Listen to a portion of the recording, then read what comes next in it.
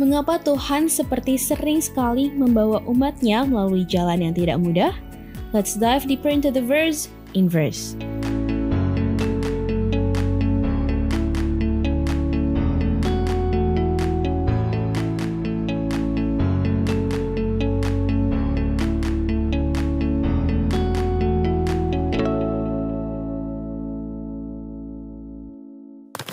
Selamat datang pada diskusi Alkitab Pemuda Inverse, dan kita sudah masuk pada episode keempat dari seri Kitab Yosua. Dan kali ini kita belajar dengan judul Menyeberangi Sungai Yordan.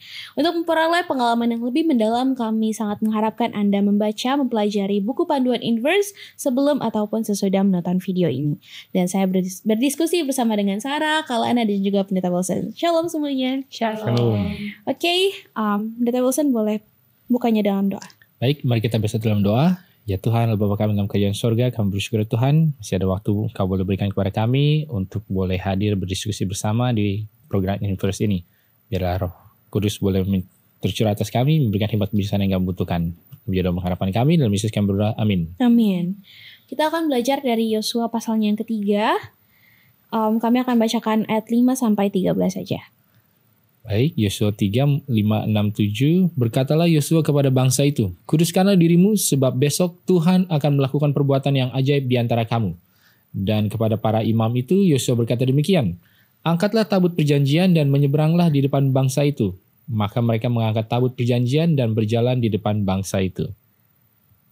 Dan Tuhan berfirman kepada Yosua, pada hari inilah aku mulai membesarkan namamu di mata seluruh orang Israel, supaya mereka tahu bahwa seperti dahulu aku menyertai Musa, demikianlah aku akan menyertai engkau. Ayat 8, 9, dan juga 10. Maka kau perintahkanlah kepada para imam pengangkat tabut perjanjian itu demikian, setelah kamu sampai ke tepi air sungai Yordan, haruslah kamu tetap berdiri di sungai Yordan itu. Lalu berkatalah Yosua kepada orang Israel, datanglah dekat dan dengarkanlah firman Tuhan Allahmu. Lagi kata Yosua, dari hal inilah akan kamu ketahui bahwa Allah yang hidup ada di tengah-tengah kamu, dan bahwa sesungguh-sungguh akan dihalaunya orang Kanaan, orang Het, orang Hewi, orang Feris, orang Girgasi, orang Amori, dan orang Yebus itu dari depan kamu. Ayat 11-13, sesungguhnya tabut perjanjian Tuhan semesta bumi berjalan menyeberang di depan kamu, masuk ke sungai Yordan. Maka sekarang pilihlah 12 orang dari suku-suku Israel, seorang dari tiap-tiap suku. Segera sesudah kaki para imam mengangkat tabut Tuhan semesta bumi berhenti di dalam air sungai Yordan, maka air sungai Yordan itu akan terputus. Air yang turun dari hulu akan berhenti mengalir menjadi bendungan. Oke. Kita sudah masuk pada saatnya mereka akan menyeberangi sungai Yordan ya. Dan yang jadi pertanyaan adalah kenapa harus lewat sungai Yordan gitu? Kenapa nggak lewat jalur lain yang lebih mudah? Mereka sebenarnya kalau di buku kita tuh bisa dikasih tahu, mereka tuh sebenarnya bisa lewat arah selatan gitu ya. Kenapa harus lewat timur gitu yang ada terbentang sungai Yordan gitu? Dan kalaupun memang harus lewat sungai Yordan, kenapa waktunya harus saat alirannya deras? Kan bisa diulur lagi, tunggu dikit lagi gitu ya. Baru di musim kering, di musim panas ya, supaya aliran sungainya lebih jadi kering gitu, nggak sederas musim semi gitu ya. Kenapa harus saat itu juga? Kalau misalnya di buku Inverse, why here and why now? Kenapa pendeta? Mungkin jawaban sederhananya adalah karena jalur-jalur lain itu tidak terbuka bagi mereka. Kalau kita baca di dalam kitab-kitab sebelumnya, dikatakan bahwa ketika mereka mau melewati daerah orang Edom, minta izin boleh nggak kamu lewat, kami hanya akan lewat di jalan utama, nggak ke kiri ke kanan, dan kalau kami minum air pun kami akan beli, kalau apa pokoknya kita dengan damai lewat. Oh, nggak dikasih, makanya dia memutar. Lalu ditanya lagi kepada Amon sama Moab, nggak dikasih. Akhirnya makin perputar mereka makin jauh gitulah. Dan karena Edom, Moab, dan Amon ini juga masih keturunan ya Edom kan dari Esau, Amon dan Moab ini kan dari Lot, jadi masih ada hubungan darah dengan Israel lah. Jadi mereka nggak diserang. Barulah ketika raja yang Shihon dan Og itu, yang raksasa-raksasa itu, baru ketika nggak dikasih lewat, barulah mereka diserang. Jadi memang jalurnya harus memutar. Kalau mau langsung, istilahnya kan dari selatan bisa langsung naik. Tapi karena nggak boleh, jadi muter dulu ke kanan, muter dulu ke timur. Ya, itu kenapa nggak bisa langsungnya. Lalu kemudian kenapa saat itu Sebenarnya sih mungkin salah satu yang bisa kita lihat, kalau kita lihat setelah mereka menyeberang, apa yang mereka lakukan? Mereka melakukan sunat massal gitu lah ya. Dan kalau kita ingat bahwa di dalam kisah 40 tahun bangsa Israel di padang gurun, mereka itu hanya merayakan Paskah di awal, di tahun pertama, tapi setelah itu udah nggak pernah disebutkan lagi. Kemungkinan mereka tidak melakukannya. Karena apa? Karena mereka sudah melanggar perjanjian lah dengan anak lembu emas, lalu kemudian dengan dengan persunggutan mereka ketika disuruh pergi berperang yang pertama kali, makanya tertunda 40 tahun. Nah, pada saat itu itu perlu dilakukan untuk Paskah itu kan di musim semi. Nah, jadi kayaknya memang mereka mau mengejar supaya musim seminya itu sudah merayakan Paskah tapi di tanah Kanaan. Itu jadi salah satu ahli mengatakan seperti itu. Jadi kenapa harus waktu lagi sungai Yordannya meluap? Nah, mungkin perlu dijelaskan sedikit meluapnya kenapa? Karena meluapnya adalah es yang ada di musim dingin. Ya, musim dingin kan sekitar Oktober sampai Februari itu kan. Jadi mungkin lebih banyak esnya. Ketika sudah mulai masuk musim semi, musim-musim bulan Nisan pertama atau bulan Maret lah kalau di tanggalan kita, itu esnya pada mencair. Dan pada mencair ya makanya arusnya lebih deras. Ya mungkin seperti itu. Jadi kenapa harus lewat situ dan kenapa harus saat itu. Oke. Dan di ayat tadi sebelum mereka akan beranjak ya, di Yosua 3:5 mengatakan kuduskanlah dirimu sebab besok Tuhan akan melakukan perbuatan ajaib di antara kamu. Nah, mengapa penyeberangan ini begitu penting dan harus diawali dengan penyucian diri, dan apa pelajarannya bagi kita sebagai orang muda saat ini? Jadi kenapa mereka harus menyucikan diri terlebih dahulu, karena penyeberangan sungai Yordan untuk memasuki tanah perjanjian ini bukanlah cuma sekedar perjalanan fisik, tetapi juga sebuah bentuk realisasi dari perjanjian istimewa di antara Israel dan Tuhan, dan bahwa kayak mau official nih bangsa Israel karena mereka sebentar lagi akan masuki tanah Kanaan, tanah perjanjian, dan merupakan suatu realisasi bahwa mereka lepas dari perbudakan, bahwa mereka akan memulai kehidupan yang baru. Dan salah satu alasannya juga adalah bahwa di Yesaya 59 ayat 2 bahwa dosa sekecil apapun itu akan memisahkan antara manusia dan Tuhan, oleh karena itu butuh adanya penyucian. Ya. Dan pelajarannya adalah ya Tuhan itu kan adalah Tuhan yang suci. Hal-hal yang dia lakukan itu adalah hal-hal yang suci. Kalau kita sendiri gak suci, ya apa yang Tuhan berikan kepada kita itu pasti gak akan sesempurna sebelumnya gitu. Dan Tuhan mau kita itu untuk selalu bertumbuh kan dalam karakter, dalam iman gitu. Jadi butuh kesucian ini kenapa? Karena Tuhan mau ada pertumbuhan juga buat kita gitu. Ada penyangkalan diri. Oke, baik, karena dalam proses kita mau menyucikan diri itu pasti ada yang berubah gitu ya dalam karakter kita juga ya. Oke. Dan dari cerita ini 2,5 suku, yaitu ada suku Ruben, suku Gad, sama sebagian suku Manasya ya, itu kan sudah menetap di sisi timur, tapi itu tetap diwajibkan untuk ikut menyeberang dan berperang bersama dengan suku-suku lainnya ya. Ini kenapa, pendeta? Kenapa mereka harus tetap ikut bersama-sama?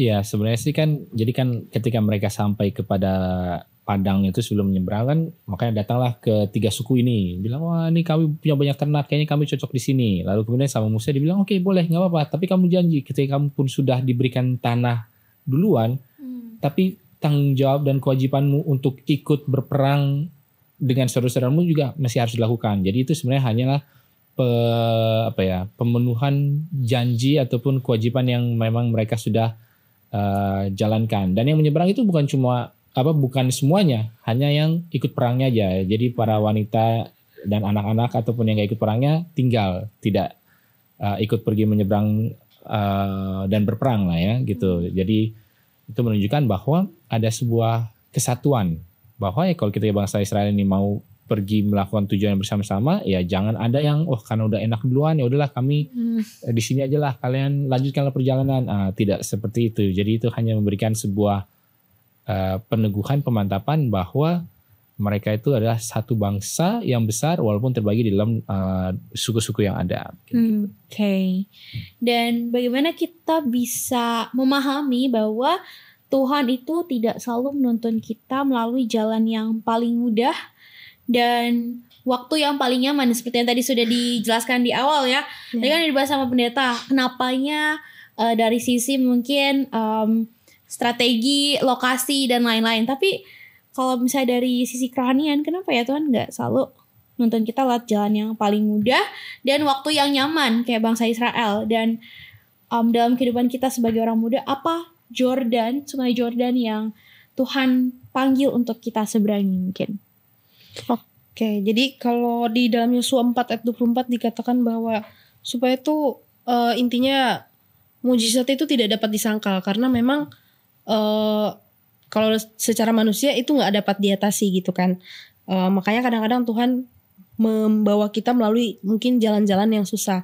Dan karena ketika kita sebagai manusia merasakan kebutuhan, barulah di situ kita biasanya mengandalkan kekuatan ilahi. Tapi jadi kebiasaan, jadinya jadi last option. Nah sebenarnya ketika Tuhan itu adalah harusnya menjadi hal yang paling pertama ketika kita dalam keadaan apapun ya. Tetapi kalau kita lihat dari sejarah bangsa Israel ya, memang harus dihadapkan seperti itu supaya mereka merasa selalu butuh supaya ingat bahwa hanya Tuhan yang bisa menuntun mereka. Dan dari situlah kuasa Tuhan boleh diberikan. Jadi memang butuh dan menjadi sebagai pengingat bagi kita manusia bahwa kita nggak bisa mengandalkan diri kita gitu. Udah dikasih yang susah aja kita masih kadang-kadang mengandalkan diri sendiri. Bisa ini gitu. Baru nanti kalau udah mentok baru biasanya minta tolong sama Tuhan. Nah, tapi ya harusnya nggak kayak gitu. Ya benar kata Kalana, untuk menyatakan kuasa Tuhan gitu. Paulus sendiri di kitab Perjanjian Baru dia tuliskan, justru di kelemahanku itulah kuasa Tuhan sempurna gitu. Jadi supaya kuasa Tuhan ya sempurna nyata di dalam kehidupan kita. Selain itu balik lagi supaya ada pembentukan karakter, supaya ada mati diri gitu. Karena Tuhan sendiri kan rindu supaya karakter-karakter kita ini masing-masing disucikan, dibentuk sama seperti Tuhan itu sendiri gitu. Jadi Tuhan mau ya untuk kita bertumbuh. Amin. Oke, dan satu hal yang menarik lagi adalah ketika para imam yang harus melangkahkan kaki pertama kali dalam air di Sungai Yordan sebelum Sungai Yordan itu akan menjadi kering ya. Nah, pendeta, apa yang bisa kita pelajari tentang karakter dan cara kerja Tuhan dalam hal ini gitu? Mungkin pertama ada beberapa hal ya, bahwa kenapa imam yang duluan, lalu kenapa harus melangkah dulu baru sungainya berhenti. Kalau dibilang kenapa yang imam-imam duluan, jadi mungkin Allah itu memang menunjuk beberapa orang. Saya nggak bilang hanya imam atau hanya pendeta atau apa ya, tapi Allah memang menunjuk ada orang-orang yang dipercayakan Allah untuk memimpin di depan, untuk menjadi contoh, menjadi teladan, untuk memberikan bukti bahwa iman itu bisa bekerja. Satu, karena memang kalau nggak ada yang mau mulai ya siapa? Jadi kan susah. Lalu yang kedua, kenapa harus kena basah dulu baru airnya berhenti? Ya paling tidak itu menunjukkan bahwa mereka beriman bahwa mereka belum melihat jalannya terbuka, tapi mereka sudah mau melangkah. Lalu kemudian kenapa harus berhenti di tengah-tengah? Ya itu untuk menunjukkan bahwa ya karena kan para imam ini sambil memanggul tabut ya, menunjukkan bahwa ya sama seperti Allah lah yang membawa mereka keluar dari Mesir dan juga membawa mereka menyeberang Laut Merah. Allah yang sama juga yang dalam hal ini dilambangkan hadiratnya di tabut itu Allah juga lah yang sama yang membawa mereka menyeberang ke Sungai Yeriko. Jadi ada banyak simbolisme dan pelajaran yang bisa diambil dari hal yang seperti itu. Oke. Baik sahabat Inverse, pelajaran yang begitu menarik kita akan lanjutkan setelah yang satu ini. Bosen? Ngantuk? Malas? Gak ngerti? Apakah kata-kata ini keluar ketika kamu mendengar kata Bible Study? Belajar Alkitab harusnya menjadi suatu hal yang menyenangkan. Tapi kenapa rasanya susah sekali untuk memulai? Apa yang salah? Apa yang harus dilakukan agar belajar Alkitab rasanya tidak begitu-begitu saja? Banyak orang bilang ada banyak jalan menuju Roma. Jika pepatah ini benar, kami percaya Tuhan pasti sudah sediakan lebih banyak lagi jalan menuju Alkitab, menuju Dia. Hanya saja jalan-jalan itu mungkin belum terlihat oleh kita. tapi kita bisa meminta. Yesus pernah berkata dalam Matius 7 ayat 7, "Mintalah, maka akan diberikan kepadamu, carilah, maka kamu akan mendapat. Ketuklah, maka pintu akan dibukakan bagimu." Bagaimana cara memintanya? Lewat doa. Berdoalah untuk meminta hikmat dan kemauan yang kuat untuk belajar Alkitab. Setelah itu, mari buka Alkitab dan belajar sedikit demi sedikit sesuai kemampuanmu. Jika kamu bingung mau mulai dari mana, Inverse Indonesia memiliki Bible Study Guide yang bisa membantumu menentukan apa yang ingin kamu pelajari. Semua dikemas dengan bahasa yang mudah dimengerti. Inverse juga berusaha keep in touch untuk menemani kamu belajar Alkitab. Ada sosial media, diskusi melalui podcast. Semua dilakukan untuk mengingatkan kamu bahwa kamu tidak sendiri.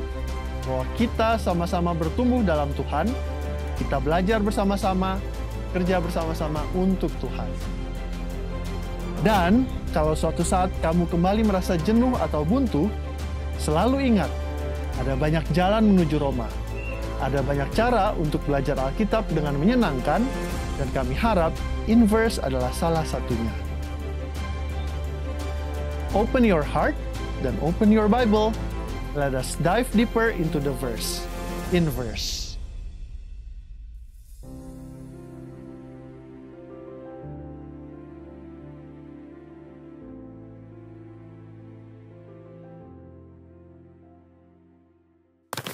Baik Sobat Inverse, mari kita lanjutkan pelajaran kita. Di pekan ini kita melihat juga bahwa Yosua ini memerintahkan 12 orang dari masing-masing suku untuk mengambil 12 batu dari batu di Sungai Yordan yang diinjak oleh para imam-imam ya. Sebagai batu peringatan dibilang. Nah, mengapa Tuhan ingin mereka membuat memorial stones ini? Dan bagaimana kita sebagai orang muda juga boleh membangun tugu peringatan iman pada hari ini? Helena?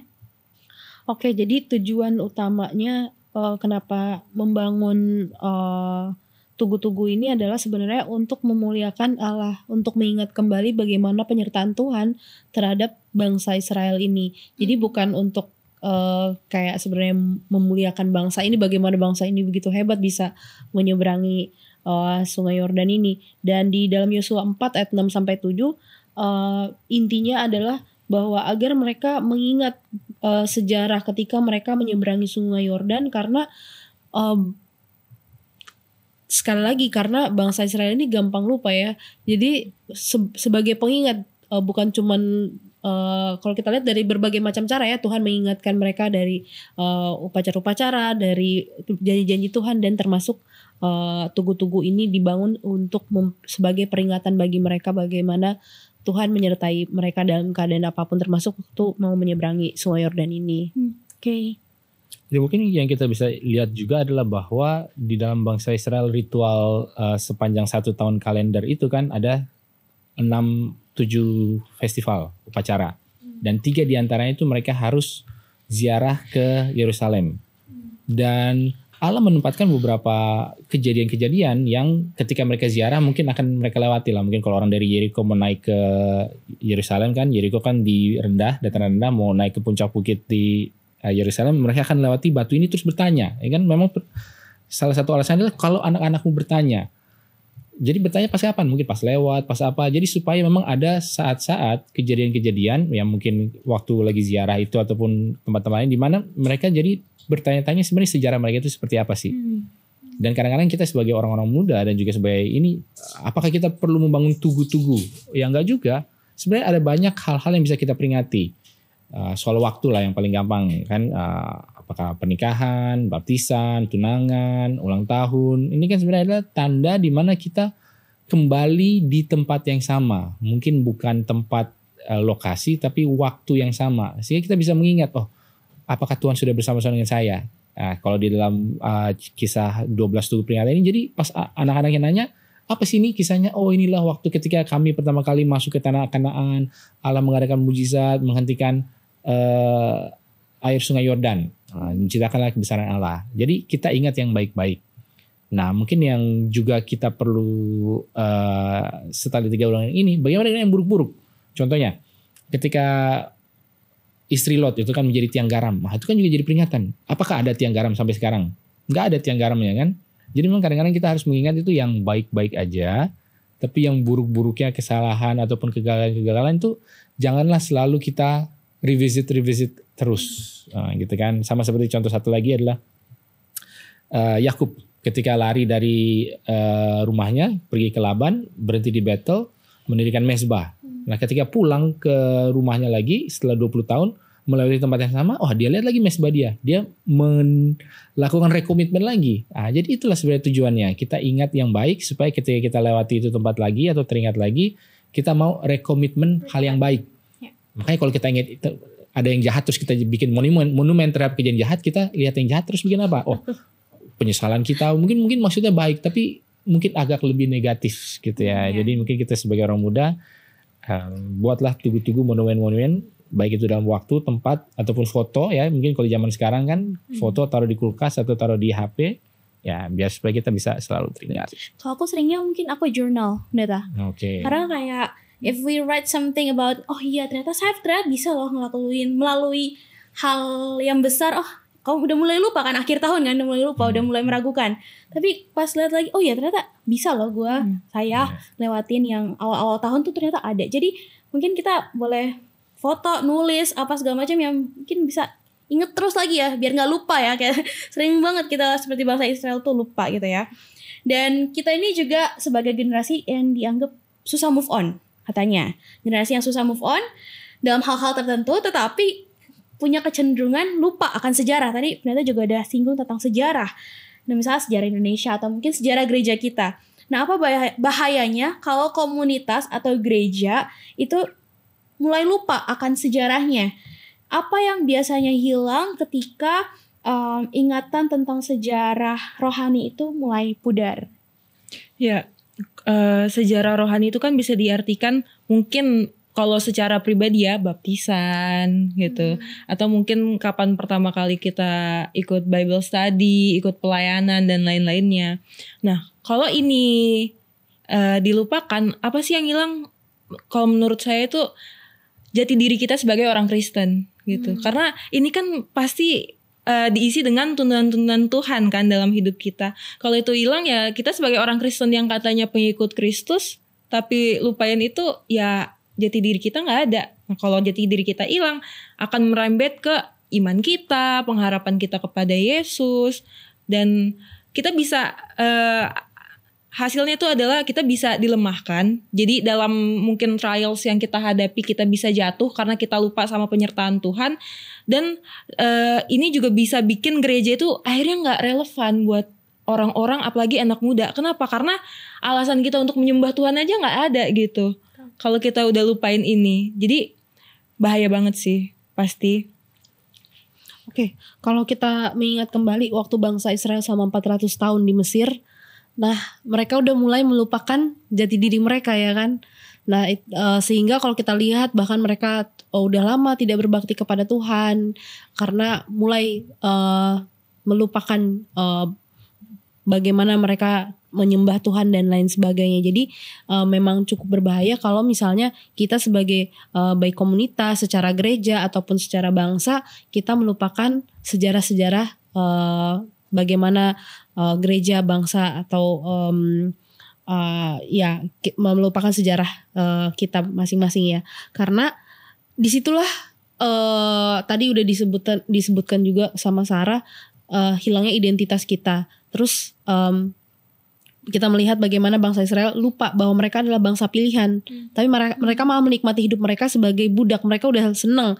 Makanya ketika dibawa keluar, susah dikit mereka selalu bilang, ngapain di sini di padang gurun ini, hidupnya nggak enak gitu. Mending balikin aja, kita nggak apa-apa jadi budak, aneh kan gitu kan. Nah lalu bagaimana supaya kita tadi supaya kita bisa mencegah nih, supaya kita nggak lupa nih, bisa semangat untuk mempelajari sejarah-sejarah kita.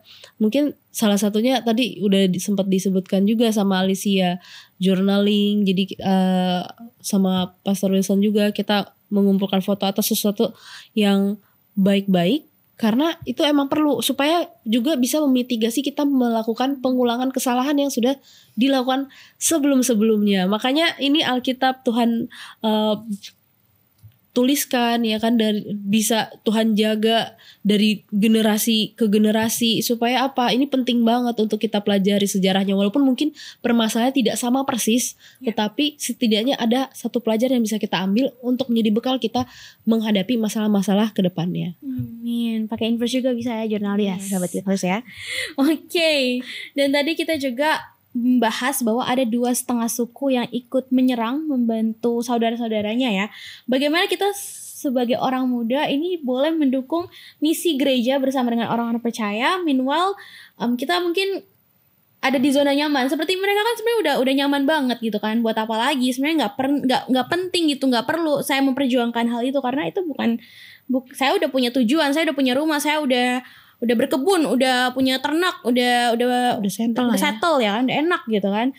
Nah, kenapa perlu kita keluar dari zona nyaman kita untuk mendukung misi gereja bersama teman-teman seiman? Ya kalau kita pelajari dari semua pelajaran ini kan tentang pembentukan karakter juga gitu kan, tentang mati diri juga. Dan sebenarnya itu juga jadi dasar yang kuat untuk kita mau atau tidak membantu misi gereja gitu.